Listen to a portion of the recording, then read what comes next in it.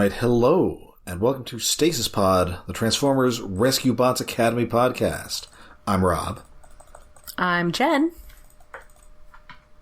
And I'm David, here to review the Transformers Robots in Disguise comic book that came out over a decade ago, which I just got in the mail today. Oh, wow. That's a pretty fun comic. That's the one where they they meet the cast, Transformers Prime.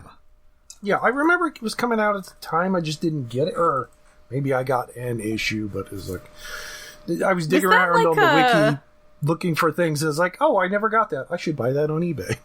Was that like a little manga format thing? No, this is like an IDW comic book, isn't it? Well, the trade is smaller. I don't know why. It's not like manga small, but it's smaller than regular comic book size, regular trade size. It's weird. Interesting. I just know there's a scene where they meet Team Prime and Strong Arm's pupils turn into little hearts. Aww, I'm in favor of this. I might have to look that up. Gotta find those cheap thrills these days. Ah. Well, I got it for, it was like $25 on eBay or something. That's not bad. Ooh. It's kind of bad. It's 6x9, which is an odd size. That is an odd size. But today we are investigating the mystery of Dragon Mountain. Rawr. Wait, are we in a fantasy series now? Have we changed? Yes. We're lost in a world of fantasy. Look what you've done to me. No. This is the 29th episode of Rescue Bots Academy. First aired September 14th, 2019. Written by Ben Ward. Last seen in these parts writing The Secret of Flight. The one where Blade shows up for the first time, but not for the first time. The first time after the episode he showed up. Rescue Bots Academy, roll to the rescue, roll to the rescue, save the day for you and me, roll to the rescue. Hot Shot, World Hoist, Medics, and Wedge, their teamwork together will give them the edge. Rescue Bots Academy, roll to the rescue, roll out. And we are in the remote-ass desert. Yay. They have no idea what they're meant to be doing. What they're probably not meant to be doing is to be reading about dragons, which is what Hoist is doing. Yes. He's got his iPad out, and he is reading all about dragons. Okay, what? I think it's before that when, Hotshot is explaining, asking, why are we there? And we cut to a shot of Heatwave speaking with Hotshot's voice. Yes. And for a second, my brain is like, oh no, we got another voice actor for Heatwave? It did throw me off a little, too, yes. But I figured out what they were doing. It was cute. It was kind of cute. It's just, because this entire series has swapped all the voice actors, it threw me off. And of course, as you know, David, it is somewhat unusual that Hoist is the one who's interested in dragons. Exactly! That's my big question about... Because Hoist is the one in previous... Well, it's only come up in one episode, or was it 2 episodes, where he's afraid of dinosaurs. Yes. Well, Dinobots, more specifically. Well, and also dinosaurs, as we're going to find out very shortly. Yes. But, that he's the one obsessed with giant, terrible lizards that fly is Maybe weird? it's because it's okay if they're intelligent. And for a moment, I was like, well, Dinobots are intelligent. But then I was like, not really, though. I mean, I could understand if it was brought up that, I was reading up on these fantasy thingies as a way to try to get over me being afraid of dinosaurs by looking at something like dinosaurs. But that never comes up. No. Because these are only, 11-minute long episodes. Yes. But it's just... It strikes me as weird that Hoist is the one that does that. Yes. Maybe it's I don't know, sometimes you're fascinated by things that you're scared of that are a fantasy version of it. I don't know. But again, that should come up in the episode. But it does not. It's just, I love dragons now. Yippee! He's not saying that he loves dragons. He's just interested in dragons. He suddenly has a new hyperfixation this week. And it's dragons. Honestly, that could have gone to basically anybody in the cast, except maybe Hotshot. He's always obsessed with Cube. That's his thing. Yes. You're too much of a jock to be obsessed with dragons. but anybody else. Like Whirl or, I guess, medics being obsessed. Well, okay, maybe it'd be weirder with medics. Yeah, I feel that medics is a little too practical for that. Yeah. He's not really prone to flights of flights of fancy. Yeah. And now I'm just thinking about that that old the Flight of Dragons cartoon. Did anybody watch that? Yes. No. And I read the book. It was like an animated special. I want to say it was maybe Sunbow. Yeah. What was the name of the book? It had John Ritter in it. What? Yes, it's sort of based upon, was it George and the Dragon? It's something. Well, no, it's based on like a... This is a new thing. It's a fantasy book series.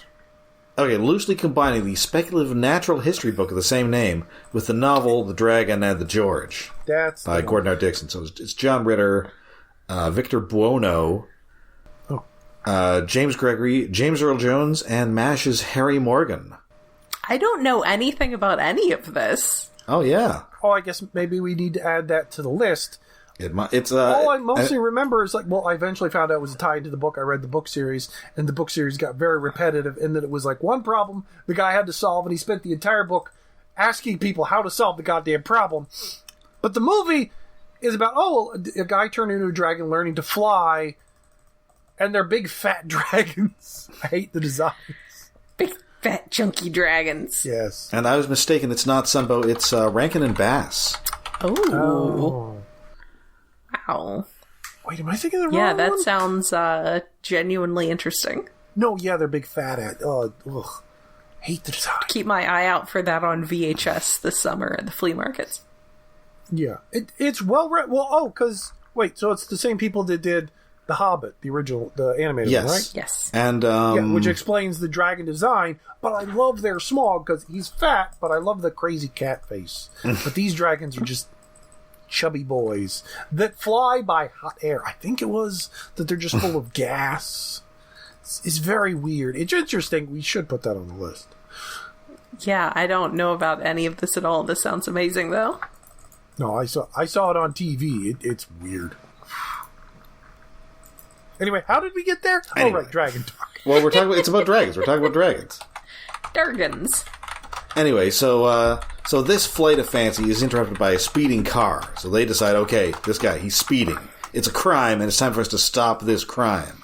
This seems like... So they're going to, drive him into a box canyon, and it's a lot he's a speeder.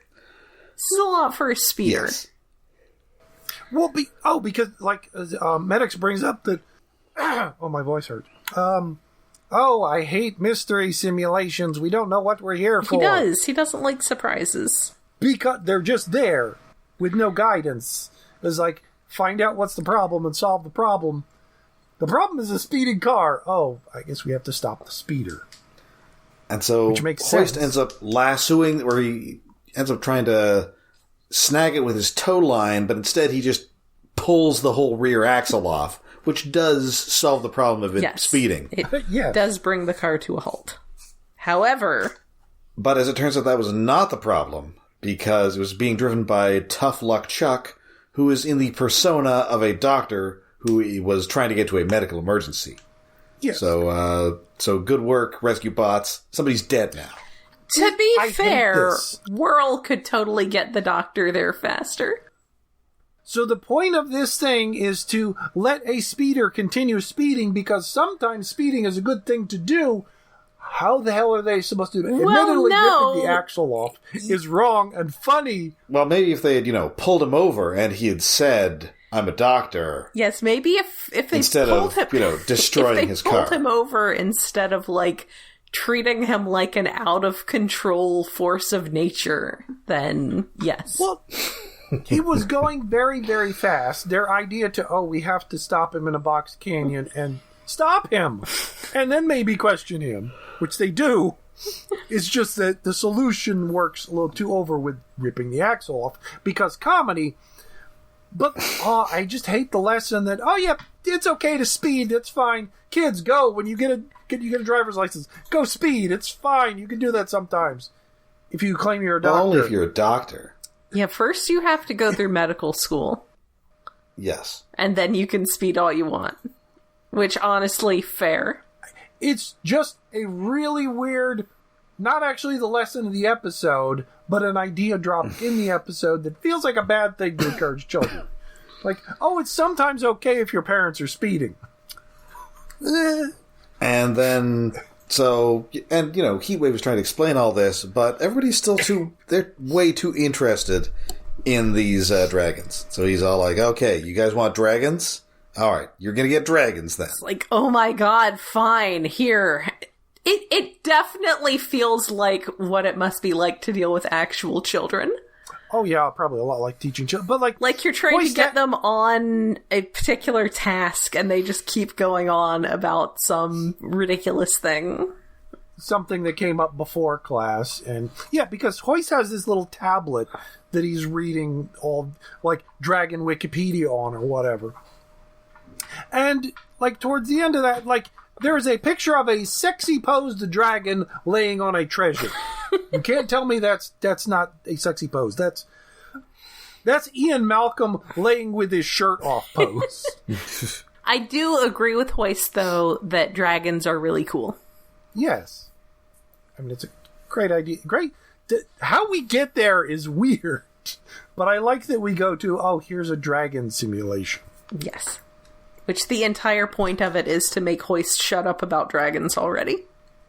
Yeah. Yeah, so now you're in like a medieval world. They go into this castle and there's a knight who's like, yon king is on his way back, but he's much endangered by yon dragon. He is waylaid by yonder dragon. Yes. Also, I have wares if you have coin. No, that's only if you're a cat. You have to be a cat to say that. Yes. Oh, and like he has a little purple symbol on his chest that if you squint, is that a Decepticon symbol? It's not. But I did think he looked vaguely like one of the guys from a Decepticon Raider in King Arthur's Court, one of my favorite stupid G1 episodes. That is a great stupid G1 episode. I mean, it's kind of unavoidable if you're sticking knights in a castle and have a dragon that you're going to be thinking about at that episode. And again, it's possibly unintentional, but it very much does feel like that. Yes. Written by someone who then did a few episodes of Visionaries. I buy that. Yeah. He was like, a fantasy series, you say? So they decide, okay, so we've got to stop this dragon then. So much as they did with the car, they do indeed ensnare this dragon. But that must not be their mission because the simulation refuses to end. It's not. I chose to believe at this point that it wasn't really a mission. It was just giving the toddlers a tablet so they'd be quiet. Yeah. This is it's not a baby. It's not a mission. It's just babysitting. But no, there is actually a mission. Yes. So they're all okay. So what was that dragon actually trying to do? So as it turns out, he was attempting to warm the stranded king, who is apparently a Targaryen, I guess. Yeah. Oh yeah, because the dragon kept blowing fire at one specific area, which was because there's snow everywhere. Yes. And it was like, there's a patch over here near where the cart that the king was supposed to come in, because the guy on the wall warns them, you have to stop the dragon before he kills the king or whatever. It's like, no, the king already came through and crashed. And the dragon was keeping him warm, so he didn't freeze to death. Because they were friends, because Yep. I guess he's a Targaryen. You get to be friends with dragons. So they bring the king back to the castle, they let the dragon go, and their mission has succeeded.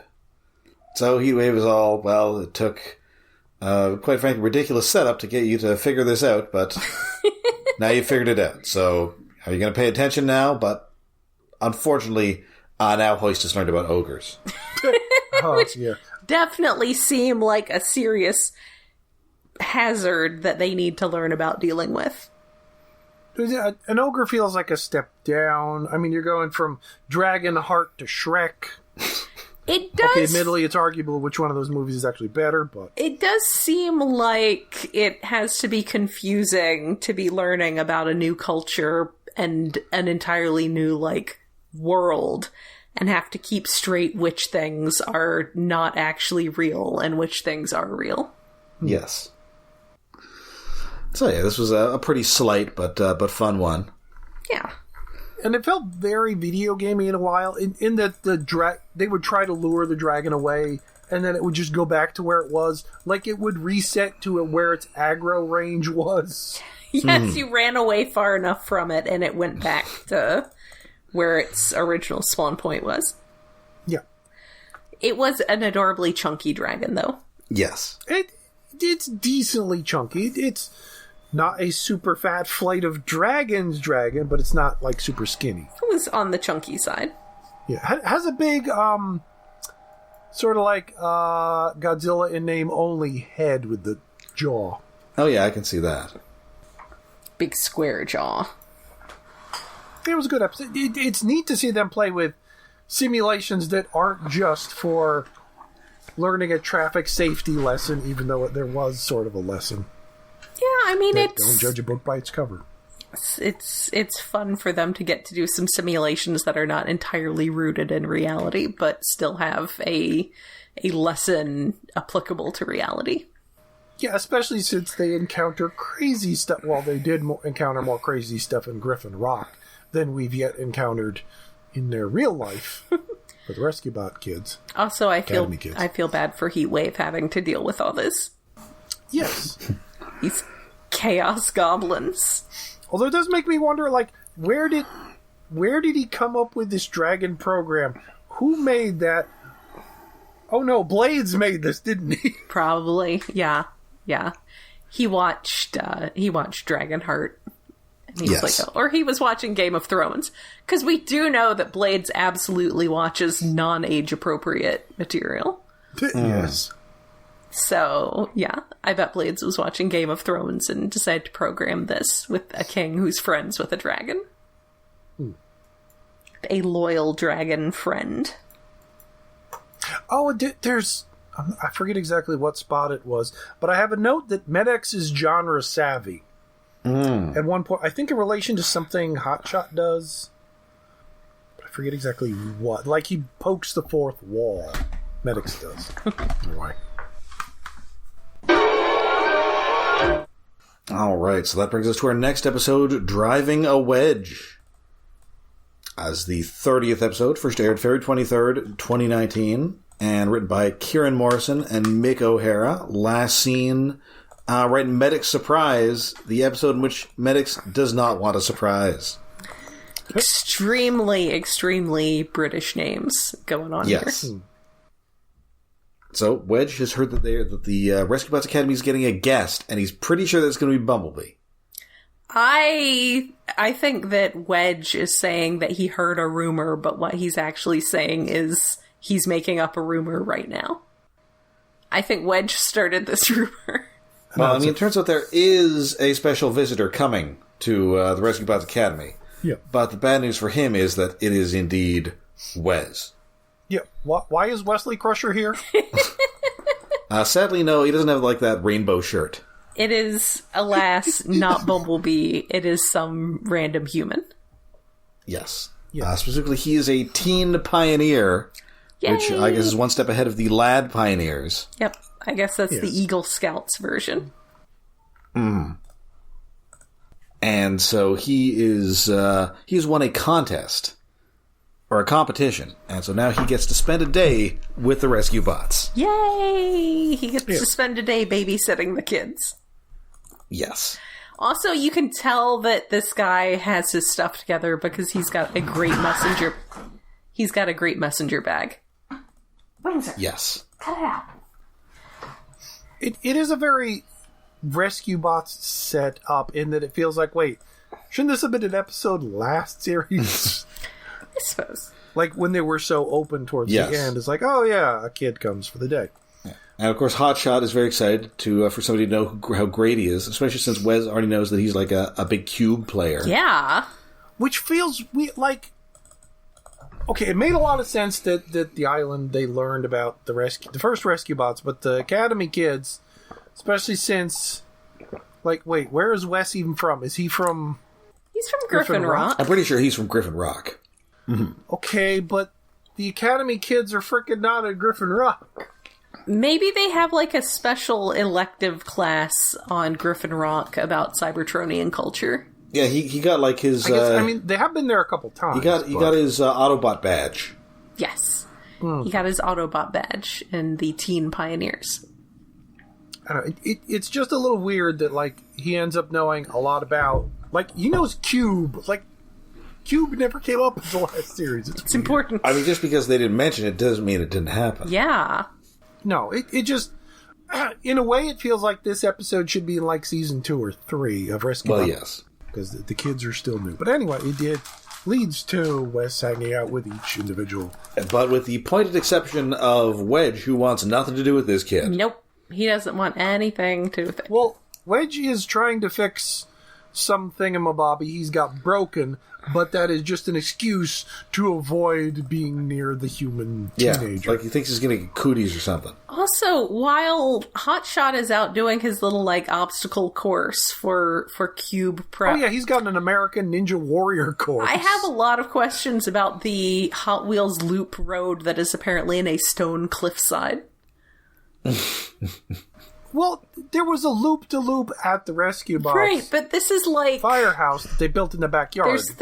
I just don't know what the structural integrity of that stone is going to be like. That is fair. I mean, unless that was a natural feature that was already there. I guess it could have been like a natural arch, and they just put a road. Reinforced it somehow. They just put a road in the natural arch, but it seems questionable at best. Yeah. So he's with Hotshot first, then he's with Medics. Medics has this little chart he pulls out of a drawer with a variety of human faces on it for various expressions. When he sees Wes frown, he consults the chart. Yes. Says something encouraging, consults the chart again, smiling human. And so they practice bandaging up Tough Luck Chuck. And Wedge is just determined to fix this hydrofusion drive, even though Wes offers to help him out with it. But no, so instead he's going to spend some time with Hoist, who has somehow acquired a gigantic cowboy hat. I love his gigantic cowboy hat. Hoist loves a hat. It is sized for him. Well, I guess it's slightly oversized for him. Big white hat. Without being miles tall, but... Yeah, where the hell did he get that hat? Did he steal off a statue or something? I love his hats. I mean, they must have like a replicator or something. I guess. Computer. Comedically huge cowboy hat. That would be great. It is fun and it's cute and it's silly, but it also made me realize...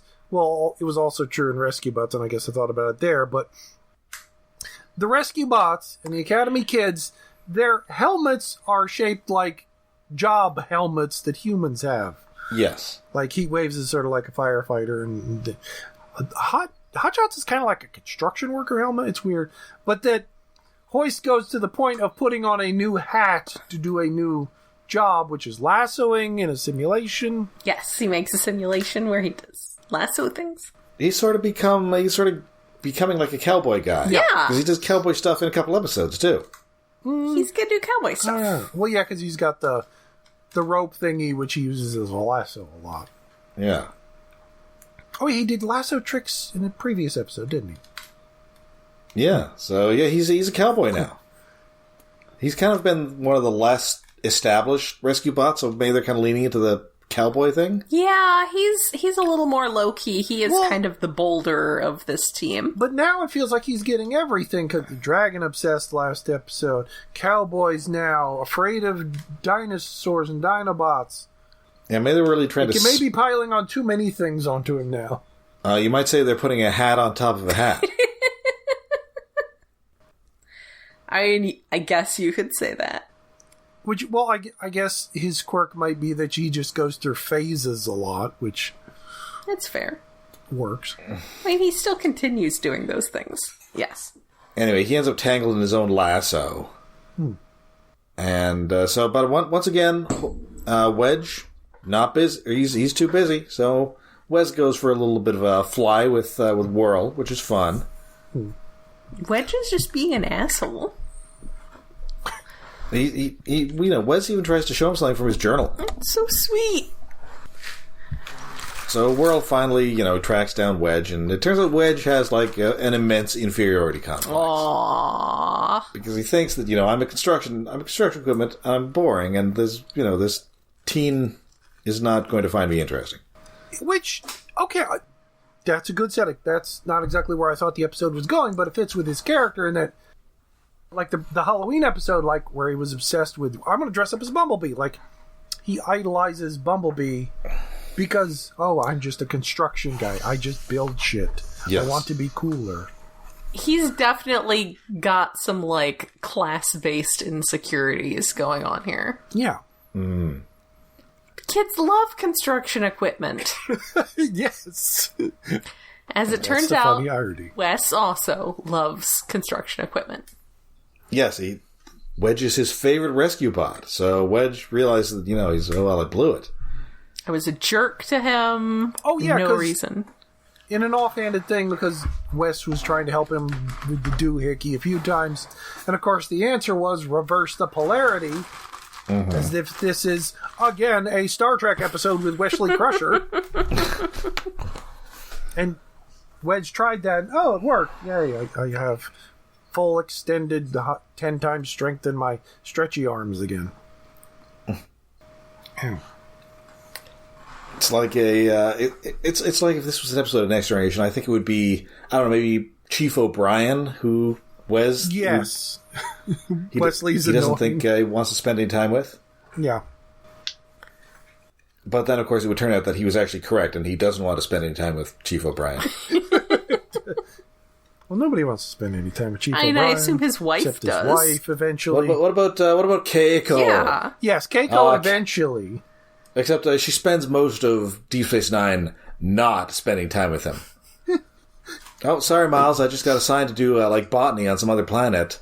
Bye. Well, because it's also funny if Miles gets in trouble. Just Chief O'Brien endangers. Great plot. Well, and also, they keep trying to find something for poor Rosalind Chow to do, and they keep not doing it.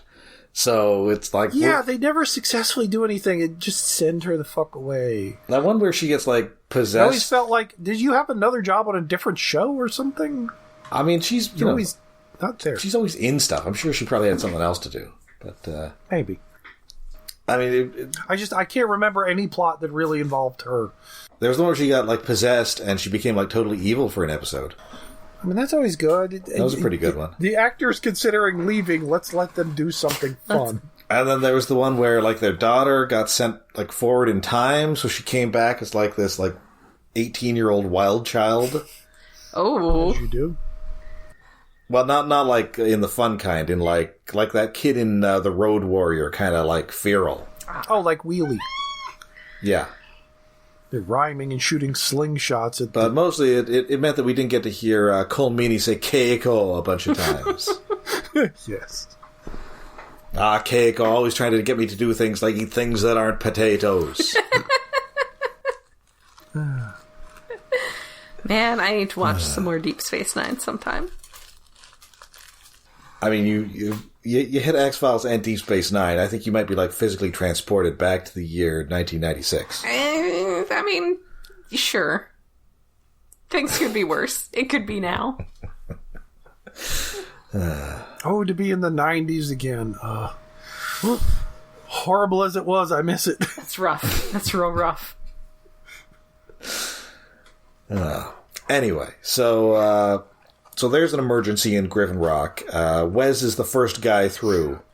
And it turns out there's a construction site that's kind of fallen down. He's helping some guys. He and Wedge team up to keep the thing from collapsing. And now they're best buds. Yes, now they are besties. Oh, really? They have come to an understanding. And apparently Wes will come back a couple of times. Nice. Oh. Yay, recurring characters. Good. Yeah. Yeah, because he's very much introduced in, this feels like a character who should come back. He's not going to be like a regular, but he will turn up a couple of times. Okay, so about as often as the crime druids. Yes. Good old crime druids.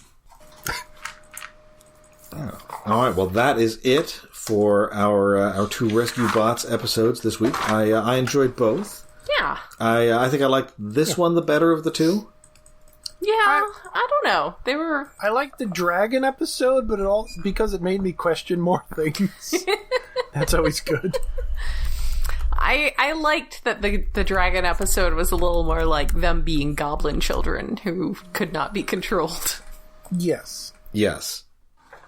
But yeah, both fun little episodes.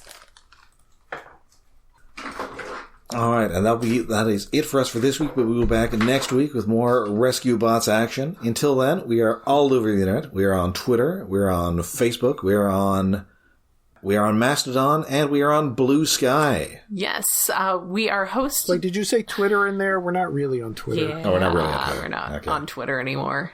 Oh. Okay. I mean, shit, I'm the one that uses it the most, and I'm not really posting crap there anymore. No, Okay. I am doing my best to delete my account as much as their need to hold on to data for AI training will allow. Blue Sky, our website, Discord, Yes. Patreon. People need to have websites again. Just have a website. It's fine. Yeah. We are hosted on iaconunderground.net, where we have a Patreon set up to help us with hosting and other expenses. That is patreon.com/iaconunderground. My mind is static right now. What did we do for last month? I don't know. I'm still trying to figure out what we're doing next. Did we not do Master Force? Victory. Or not Master Force, Victory. Victory. Okay. For some reason, that feels like Death Cobra a episode. million years ago. 2 months ago. With I know. Death Cobra. Yes. We haven't figured out what we're going to do this month, have we? Well, or we have some ideas. Well, the one thing we want to Maybe do Brave New World. hasn't gone up on Disney Plus yet. We're Yes. waiting for Brave New World to come up.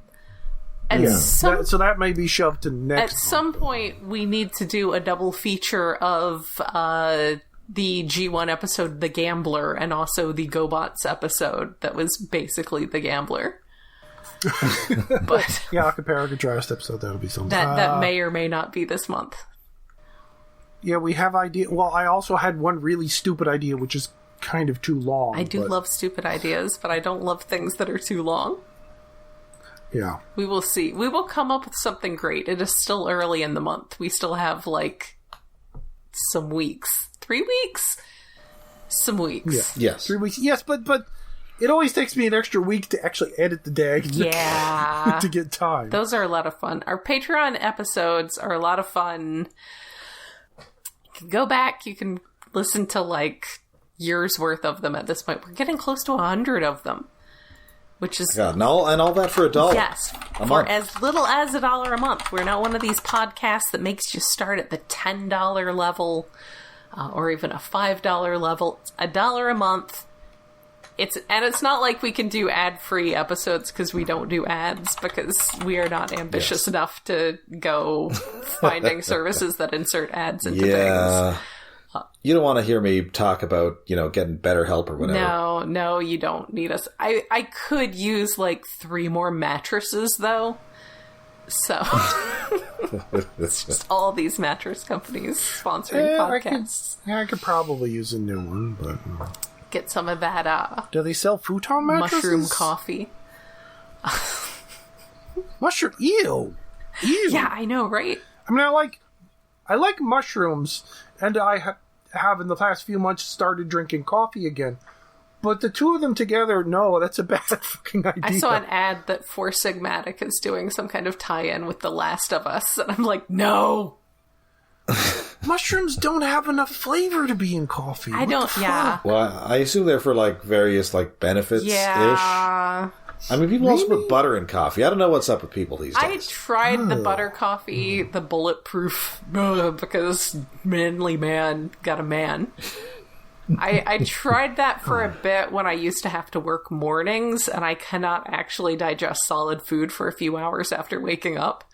So that was my attempt to get something like food into my body along with the coffee. But yeah, it's not something I continued doing after it had one very specific practical purpose. It's not something I would do recreationally. But yes, we don't have ads, but we do have fun monthly Patreon episodes where we talk about that one episode of Victory that had Death Cobra in it, or whatever Marvel movie has finally made it to streaming. It's going to be fun talking about Thunderbolts when that... Yes. I think we've all seen that now. Will it? No. You haven't seen it yet. Oh. I'm not bothering till it comes to Disney Plus because I don't care. You should care, though, because it's good. It's really good. I like David Harbour. Other than that, nothing about that movie interests me. It's real good. I'm the odd man out, and then I'm confused by how... Like, everyone seems to be seeing it and enjoying it, and I'm like, how? Well, maybe you should go see it. Yeah, well, I don't know, man. I go to the theater, I have my popcorn, I have a soda, I have a good time. Yeah. I just, like, no, I've... Well... Other movies I've enjoyed. It's like Nicole Kidman. I come here for magic, David. Yeah. No, I had magic. I saw Sinners. Oh my god, I love that movie. I do need to see that, but that was not at my small local theater with the cheap tickets, so... I think... Has it left theaters, or are they going to reissue? I saw something... Well, they're going to put it back in IMAX, but I think it's still in theaters, because it's still making a lot of money. Yeah. Yes, go see Sinners, if you're old enough, which presumably our entire audience Maybe is. next weekend. But warning, when we do get around to Thunderbolts, I will be singing Starship on the episode. That is absolutely acceptable. That is 100% allowed. I'd almost say we should do an episode on Sinners, but, like, there's just so much to dig into, and we're very white. Yeah, I don't know that any of us can speak to any of that. Not enough, no. I'll get my millennial coworker. I mean, I can speak for the Irish, and that's the bad side. I'll get one of my black coworkers to come on the podcast. We were joking the other day about how the collective noun for white men is a podcast.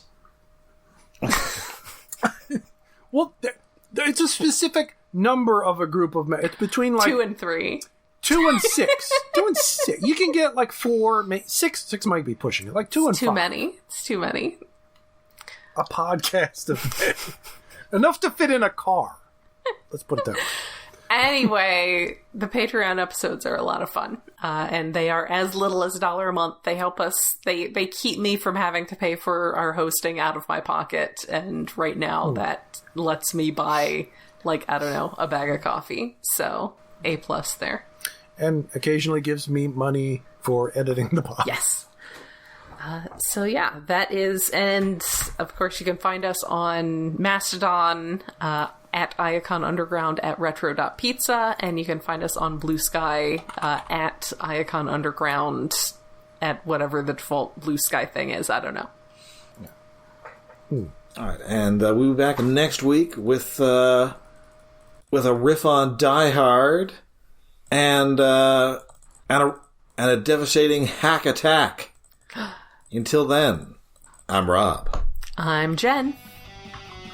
And, I guess our Patreon money paid for my comic book. Thank you, listeners. Bye.